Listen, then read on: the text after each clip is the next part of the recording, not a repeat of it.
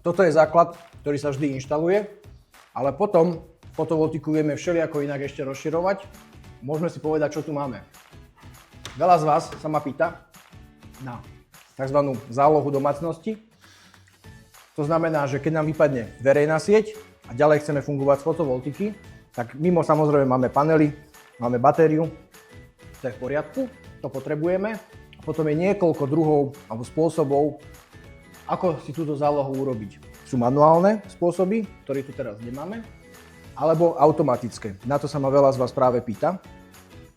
Tu vidíme automatický rozvádzač, ktorý sa stará o to. Vypadne nám verejná sieť, jednoducho zhasne odstavka, problém, čokoľvek, ale vy máte fotovoltiku, máte batérie nabité. Tento rozvádzač okamžite vlastne zistí, že verejná sieť vypadla. V tom prípade sa otvorí druhý okruh. Pozri, zmeniča, idú dva káble. Druhý je práve záložný. Všetko je napojené do tejto skrinky. A tu sa udeje celá magia, kedy sa vlastne tá domácnosť prepne na tzv. Zálohu. Prebehne to automaticky. Prakticky si aj nevšimnete, že vypadla verejná sieť. Tak rýchlo to prepína a vy ďalej fungujete. Môžete kúriť, tepelné čerpadlo ani nezastaví. Rúra, pečete koláč, takisto.